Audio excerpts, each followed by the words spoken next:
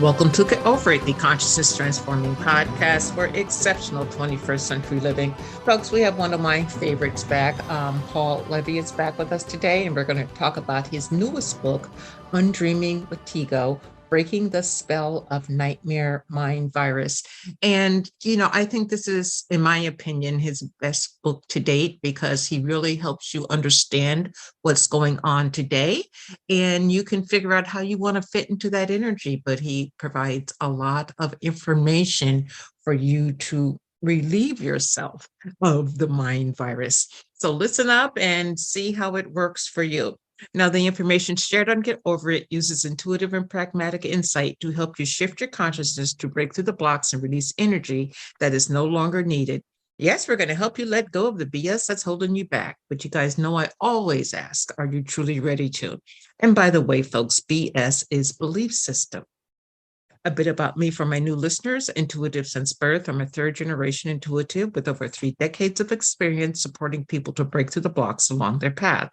I'm a strategist for personal and professional transformation, revealing cutting edge information that enables you to prosper and thrive. I spent 25 successful years in corporate America as an executive sales professional, and I am the founder of Healing Visions Ministries and the Northern California Children's Education Network, a 501c3 nonprofit. I provide consultations and healings in all areas of life that heal the mind-body-spirit connection, allowing you to live your very best life.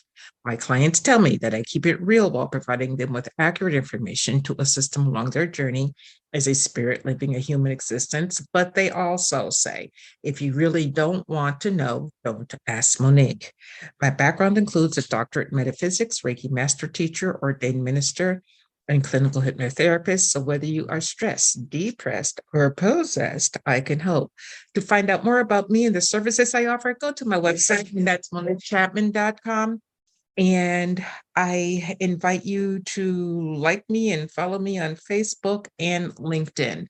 My guest today, a pioneer in the field of spiritual emergence, Paul Levy, is a wounded healer in private practice, assisting others who are also awakening to the dreamlike nature of reality.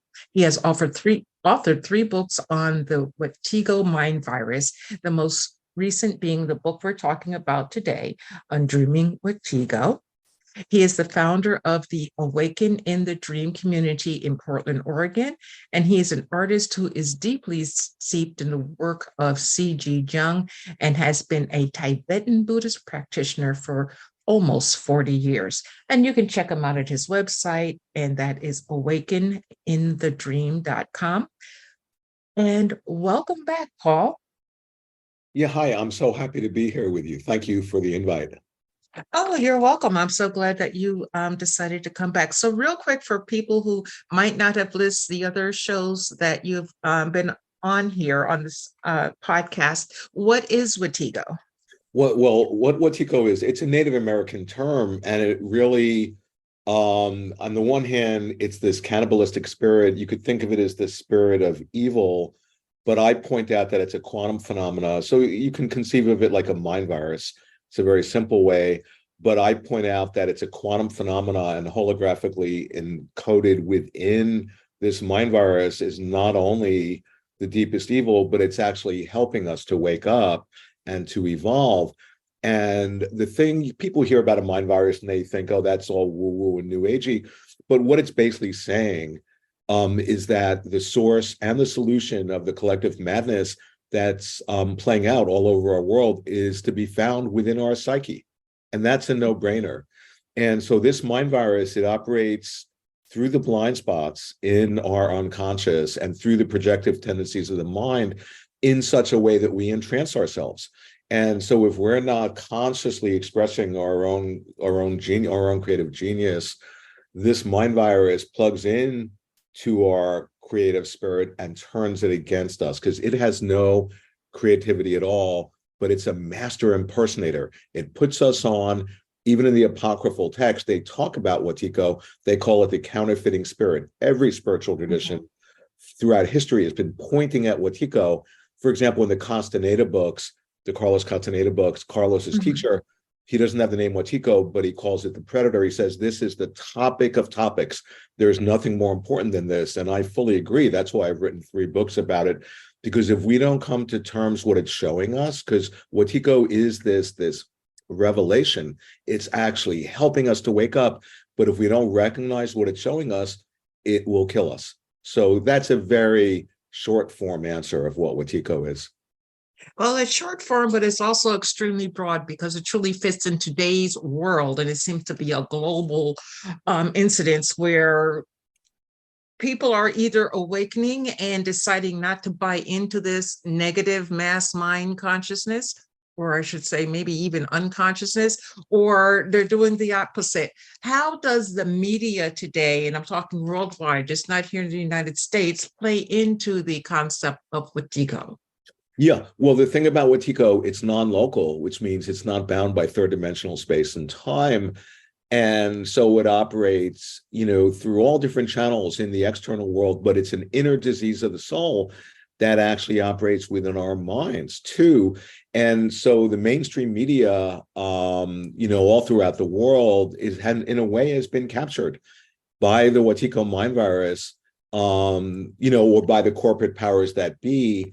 And it's putting out this incredible, whether you call it this disinformation or misinformation or propaganda, but in a sense, the war we're all fighting is a war on our consciousness.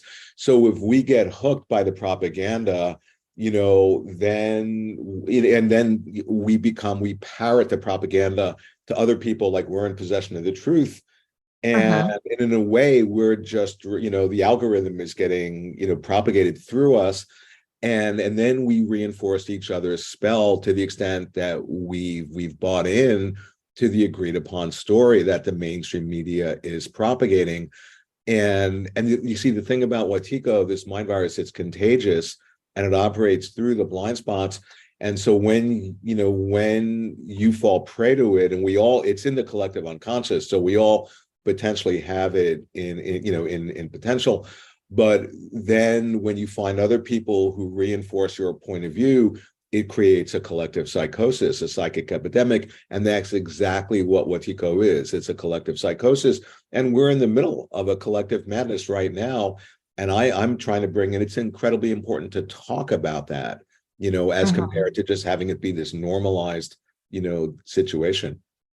Okay, I don't want to address what I'm about to say politically, although it is political. Now, we have a candidate on the Republican Party in the United States, on Donald Trump, running again for president, and he has had many, I'm going to say, just to keep it clean, unfortunate incidences that he has caused himself, and he has a massive amount of followers. How do people who follow anyone to that degree, how can they perhaps wake up from the Wetiko? Or should they? Right. Well, the thing is, you see, here's the thing: when somebody is taken over by Wetiko, and once again, we all potentially have it, is if we see, oh, Donald Trump has it or Joe Biden has it, and we think they have it, and we don't, that perspective is showing that we've fallen under the thrall of the bug. And so, the idea being like, whoever, Trump, Biden, Putin, just, pick the name. They're all just picking up roles in the deeper dreaming that's playing out, in our world. When somebody gets taken over via their unconscious blind spot and then unwittingly becomes or consciously becomes an instrument for Wetiko, part of it is that they propagate these lies, but they begin to believe their own lie. And it's a Mm-hmm. psychological dynamic. When you believe your own lie, you're very convincing. You have a charisma, and that can hook other people through their blind spots, who then support you. And that just feeds in. You see, the thing about Wetiko, yeah, it operates individually, but with evil, and this is, I think of the work of the great psychiatrist Jung. He points out that it really gains its power when it works in masses. It's one thing, yeah, it can work, through an individual, but then Mm-hmm. when people, when the unconscious is constellated in a group of people or in a nation or in a species, that's where the evil of Wetiko, can just run riot and have a field day. And that's what we're seeing in the world today. And just one final thing, if I had a marketing department trying to publicize my work, they couldn't do a better job than what's happening in the world today with, the Yeah. whole pandemic and the vaccine and the war in Ukraine and just everything and anything. People think, oh my God, this is just an abstract idea, this mind virus, or people struggling with addictions or trauma. We're all in trauma. All of that, Mm-hmm. at the bottom of all of those things is the Wetiko mind virus. Okay. Well, you talk about the source of Wetiko is unhealed ancestral abuse. Talk to us about that a little bit more deeply, please. Yeah, for sure. Because I've been writing about this, for decades. And I had a personal encounter with Wetiko, over 40 years ago in my family. And the story is not important, but it completely destroyed my family. And then I began to realize, so I had an awakening based on the incredible suffering that I was going through, and I right away got thrown into into these mental hospitals, and I realized, oh my God, the same evil that was playing out through my family, through a particular person, was now playing out through the system of psychiatry. And then I realized, wait a second, this is the same evil that's playing out through the body politic of the world, like they were iterations of the same fractal. And so I've been trying to figure out, what is the source of this evil, of this mind virus? Was it some sort of collective trauma that happened centuries ago? Or, people think, oh, there are these negative ETs. And more I'm convinced it's unhealed multi-generational ancestral trauma. And what I mean is that, to the extent that, we're all in trauma, we're a species having Mm. PTSD. And how trauma works is that unless you do your inner work and integrate that trauma and heal, you're then compelled, as if by fate, to unconsciously act it out on your next of kin. And as if giving a transmission, a psychic inheritance, then the kids, they inherit the unhealed trauma of the parents who inherited it from the grandparents.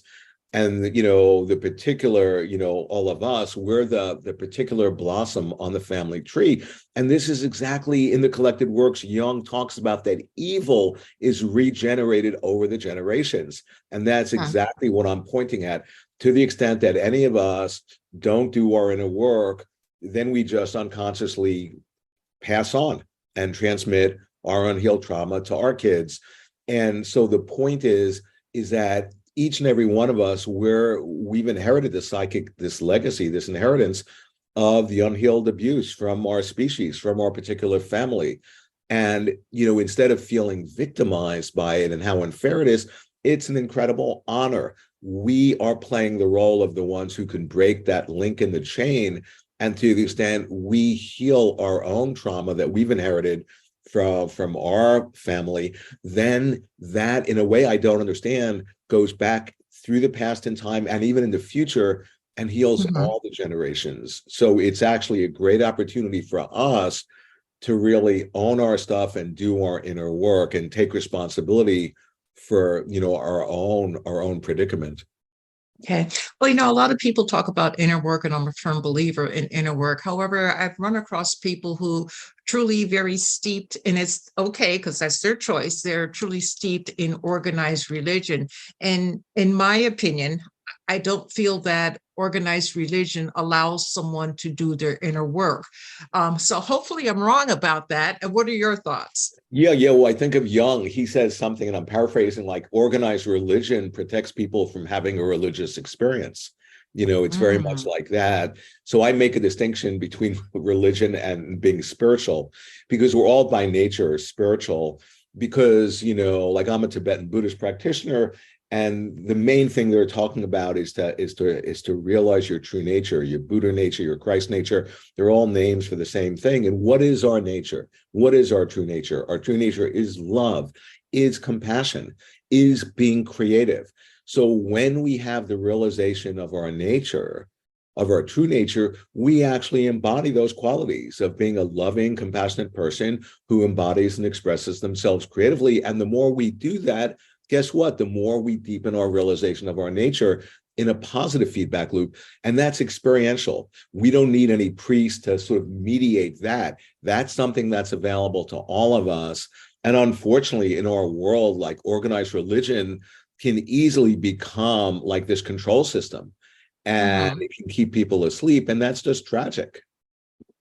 It is, but how can one wake up for that? Say, they're interacting with someone who was more on the spiritual side, and they see light, they see little sparks of light, but they're still so heavily ensconced in their BS belief system because it's been so heavily programmed. They almost Right. feel that it's wrong to take another path. So how can you get out of that continuous hamster cycle of, like, thinking that, okay, there might be something different, but I got to do the hamster wheel because that's what's right. Right. And you're exactly right. We've all been programmed, just being born in this world and into our culture, and, with our parents who themselves have been programmed. So on the one hand, the first step is, if you see somebody who's really embodying light, it's helpful to realize, oh, wow, they're, in a way, it's like you're in a dream and they're a dream character. They're an embodied reflective aspect of a part of you. So you're actually seeing your own reflection of light. So instead of keeping it separate, thinking, oh, they're the ones who are carrying light and I'm not, no, you're like looking into this mirror and seeing your own reflection.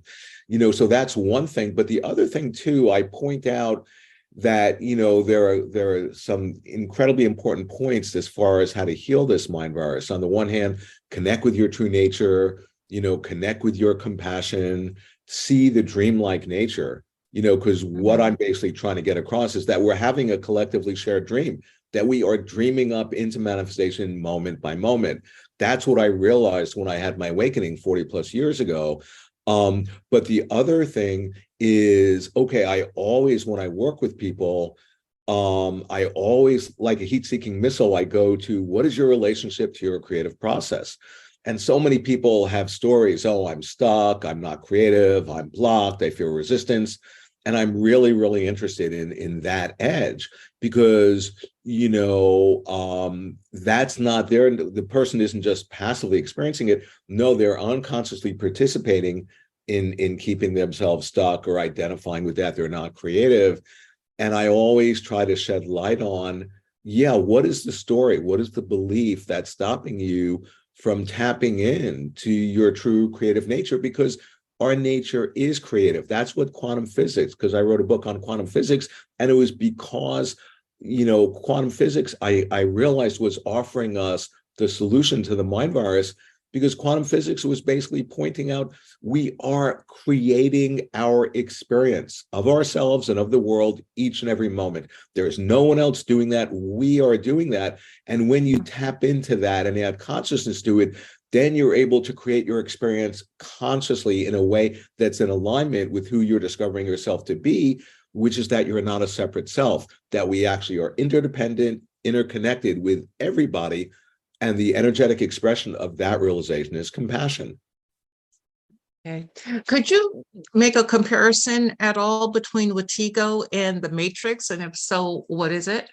Yeah. Well, exactly. I mean, that's such a great movie that illustrates Wetiko, in that, to the extent it's like being in a dream, in a night dream, and not knowing the nature of your situation and thinking that this dream world you're inhabiting, it seems real and it seems objective, and you actually become entranced thinking it's separate from you, and then you react to the outside world and you become conditioned by it. See, that's the power of our creative genius, because when you're in a dream, if you hold this viewpoint, the dream, which is nothing other than a reflection of your own mind, has no choice but to instantaneously reflect that viewpoint, giving you all the evidence confirming the objective truth of that viewpoint.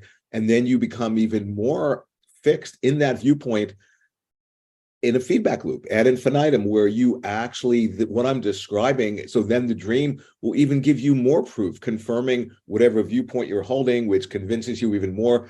And this feedback loop, which is a self-reinforcing, closed feedback loop, you literally entrance yourself. You literally like hypnotize yourself. And think about what I'm describing. Your own genius is being turned against you. And that's in a way what the Matrix was showing, but it's completely within our power to see through that process. That's what my work is about, is trying to help people to see through that process. And then when you see through that, you actually, that creative spirit that is your nature becomes freed up to be channeled, instead of in a destructive way, in a constructive way, where we can, in a literal way, we can dream up the world that we want to live in. Mm-hmm. Okay. You devoted a whole chapter in your book to the battle with our angels. Talk to us about that, because you would think that the angel, you wouldn't have a battle with your angel. Yeah. No, well, all the great scholars who study this say no. Well, that's what our situation is. So in other words, the Wetiko mind virus is this daimonic energy, and the word daimonic, think about it like as being a higher dimensional energy that can possess a person, and they would be oblivious that they've been taken over, and they're just an instrument for this daimonic higher dimensional energy to come through. Now, what a daimon is, it's the guiding spirit and the inner voice. It helps us find what we're here to do. It helps us find our voice. It connects us with our genius. And encoded in that daimon is the creative spirit. But if we don't actually get into conscious relationship with that daimon, it constellates negatively and becomes a demon. So, I have a whole chapter. I'm saying, well, here's Wetiko, and this is a book about Wetiko, which has to do, which can constellate into this demonic energy. Well, what about shedding light on our angel? Because we all have a celestial counterpart that's with us each and every moment. But, it's powerless unless we actually are receptive and open and take a step towards it. Then it's just nothing but a mirror. It then takes a step towards us.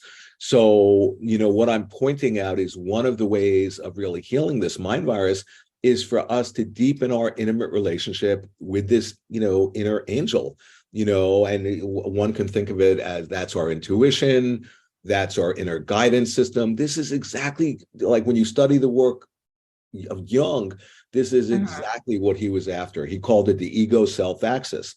The self is the higher self, the God within. It's like getting into an intimate relationship with that daimon, with that inner voice, that guiding spirit, with the self.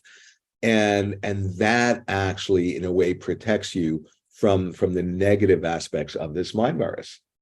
Okay. So how can we use Wetiko to truly own our creativity, not allow someone else to be a naysayer or block us doing what we feel is correct? Totally. That's such a great question. I mean, I just want to go back to the Bible, because the Bible is chock full of phrases. They talk about this mind blindness, and they correlate it to a closed heart. And they say, people have closed their eyes. Because the thing about Wetiko, it's a blindness, but it's a self-induced hysterical form of blindness, where we are literally closing our own eyes. We are choosing to turn a blind eye. There's no one else doing that. We're doing that. We're participating in creating our own blindness. And like I was mentioning, in the apocryphal text, they talk about the counterfeiting spirit.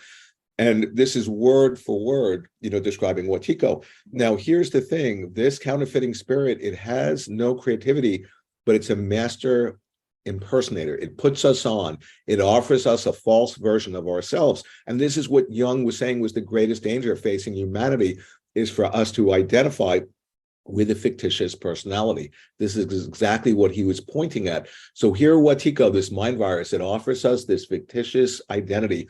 Oh, I'm wounded, I'm traumatized. And if we're not awake in that moment and we identify with its version of ourselves, then it has us, then it can manipulate and control us. And, if you think about what I'm describing, you see here, Wetiko, it can't steal our soul. It actually doesn't even exist. There is no such thing as Wetiko. If people are hearing this and feeling afraid of a mind virus, no, the mind virus feeds off of fear. There is no such thing as Wetiko at all, separate from our own mind, and yet it can kill us. You see, that's the paradox. But if you think about what I'm describing, so, here Wetiko can steal our soul, but it tricks us into giving it away. Then we identify with who we're not. Then we forget who we actually are. And then we disconnect from our creative genius. That's a recipe for madness. And that's Wetiko in a nutshell. Okay. Well, it's interesting. You said recipe for madness. So people who are, say, truly confined to an institution, a psychiatric institution, are they people who maybe have bought into Wetiko, but other people don't understand, or are they outside of that spectrum of even on some level being able to acknowledge the energy of Wetiko? Yeah, well, there are people who are really suffering, the whole mental illness thing. I went through that when I had my awakening, and I was so excited about what I was realizing. I was 24, that I immediately got thrown in mental hospitals for that next couple of years, probably 4 or 5 times. I was thrown in mental hospitals and diagnosed. Oh, there's this new discovery, chemical imbalance, bipolar. You'll have this illness the rest of your life. You'll need to be medicated till your dying breath. And I just thought, oh my God, they have no idea, these psychiatrists, what they're talking about. And, so I was fortunate in that I was strong enough or blessed enough or whatever to just very quickly extricate myself from that situation. So I think a lot of people in the psychiatric community are potentially shamans and healers who are awakening to their nature, but because they haven't integrated it, they immediately get pathologized. And when you're awakening, out of a trance, you're in such a vulnerable, fragile state. And when authority figures, when they pathologize you, it literally can make you sick. It made me sick. And once then I became sick, then that served as evidence confirming to these idiot psychiatrists, oh, well, our diagnosis is correct. It was like they were putting, me under a spell. And unfortunately, I think there are definitely people who are part of the psychiatric community who've bought into their illness, and then they're like hooked on medication and are on the backwards of psychiatry. And it's tragic because they might be the ones of us who are actually awakening and are stepping into being shamans, but they're being destroyed by psychiatry. Interesting how another level of control is almost like organized religion, but not being called organized religion. Right, absolutely. You mentioned earlier quantum physics, and it's kind of a buzzword, and some people understand it, some people don't. But how can we utilize quantum physics as a spiritual path? Yeah. Well, I point out in my quantum physics book that quantum physics has unwittingly promoted itself to become a spiritual path, and it's offering us the medicine for Wetiko. Because think about it. Okay, before quantum physics, scientists thought they were just passively observing this objective world, trying to understand it. Then quantum physics, a little bit over a century ago, comes into the world, comes into our minds, and actually empirically proves again and again, there is no such thing as an objective world. There's no such thing as an objective anything. It's just an idea in your mind with no correlate in reality. In other words, quantum physics had proven that the act of observing this universe actually influences the universe observed. And I should just point out that's just like a dream. And what that's pointing out is that the act of observation is creative. And that's the rabbit hole that I go down in my book, because when you realize that, you begin to realize the unimaginably vast creative agency that each one of us have. But if we're unconscious of it, that creative power gets outsourced, and then the powers that be or the state, they're more than happy to assume and to use our own creative genius against us. And that's actually what's happening. So quantum physics, in essence, and I'm no physicist at all, but quantum physics has proven, absolutely bound it out, that we are having a collectively shared dream, that we are dreaming up moment by moment. Now, the typical academic corporate physicists are not trained to recognize this.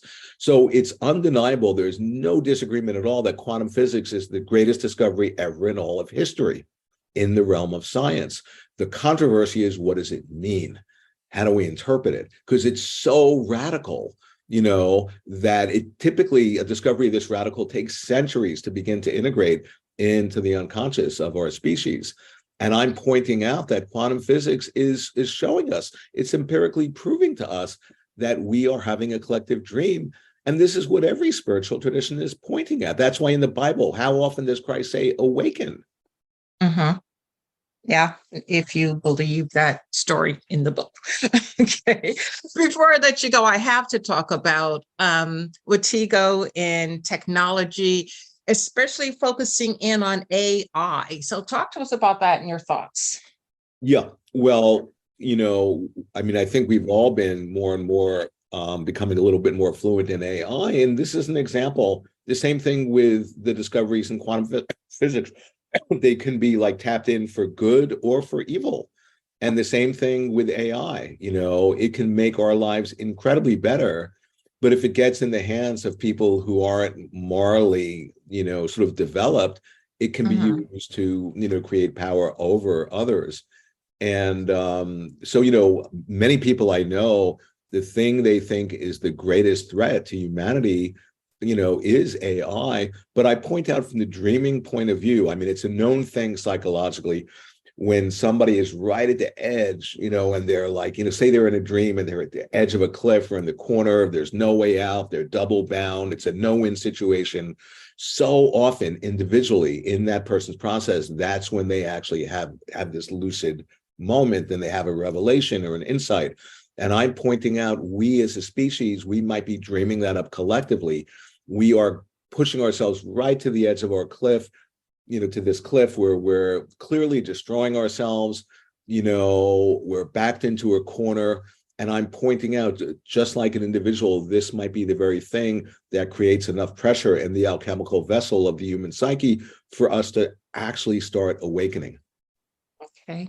Well, I've really enjoyed our time together. You always bring such illumination and of information to the audience. Why don't you share with us a pearl of wisdom for the audience to take with them? Yeah, for sure. Well, I point out, I think the biggest book the biggest chapter in the book is about that, we basically are all shamans. We're being called to be a shaman, and a shaman is the wounded healer.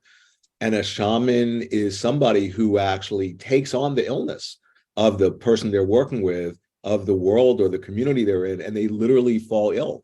They experience the illness as an inside job. And so we are all dreaming up this collective madness, and we're we're affected by it and infected by it and made sick by it. But when you contextualize your experience, instead of just pathologizing yourself, oh, wow, I feel brain fog, I feel traumatized, I don't feel creative. Understand that you, in your personal experience, might be actually subjectively experiencing the very malady that our collective species is suffering from.